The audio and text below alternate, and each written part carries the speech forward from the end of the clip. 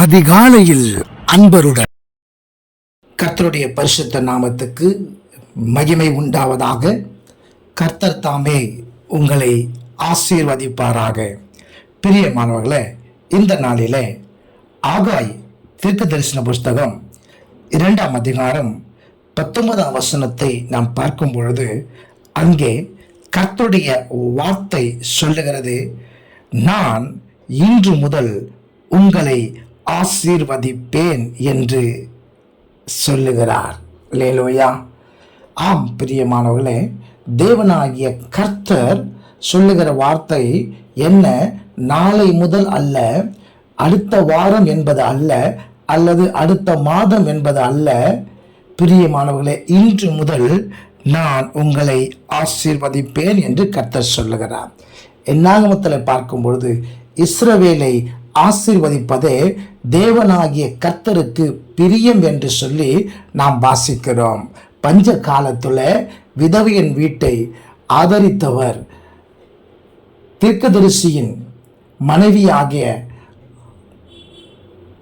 அவருடைய வாழ்க்கையில ஏற்பட்ட கடன்களை தீர்த்து அவர்களை ஆதரித்த அதே நல்ல தெய்வம் இந்த நாளிலே நம்மோடு கூட இருந்து நம்முடைய காரியங்கள் எல்லாம் ஆராய்ந்து அறிந்திருக்கிறவர் சொல்லுகிறார், இன்று முதல் நான் உங்களை ஆசீர்வதிப்பேன் என்று சொல்லி.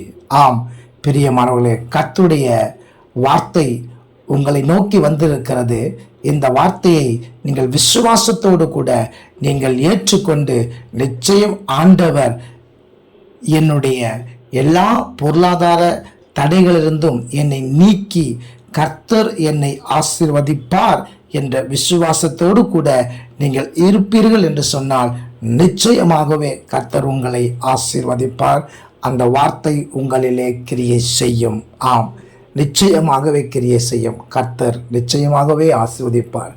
வெள்ளிக்கும் பொன்னுக்கும் அதிகாரியாய் இருக்கிற கர்த்தர் நிச்சயமாகவே உங்களை சம்பூர்ணமாய் உங்களை நடத்துவார். யோவேல்ல நாம் வாசிக்கிறோம், நீங்கள் சம்பூர்ணமாய் சாப்பிட்டு உங்களை அதிசயமாய் நடத்தி வந்த உங்கள் தேவனாகிய கர்த்தருடைய நாமத்தை துதிப்பீர்கள், என் ஜனம் ஒருபோதும் வெட்கப்பட்டு போவதில்லை என்று வேதம் சொல்லுகிறது. கர்த்தர் சொல்லுகிறார், நிச்சயம் நீங்கள் வெட்கப்பட்டு போக மாட்டீர்கள். கர்த்தர் உங்களுடைய எல்லா காரியங்களையும் அறிந்திருக்கிறார். பிலிப்பியர் 4:19 வாசிக்கும் பொழுது, அவர் உங்களுடைய குறைவுகள் எல்லாவற்றையும் நிறைவாக்குகிற தேவனாக இருக்கிறார். அவர் உங்களை ஆசீர்வதிப்பார். பயப்படாதே, கலங்காதே, கர்த்தர் இருக்கிறார். ஆமென். God bless you.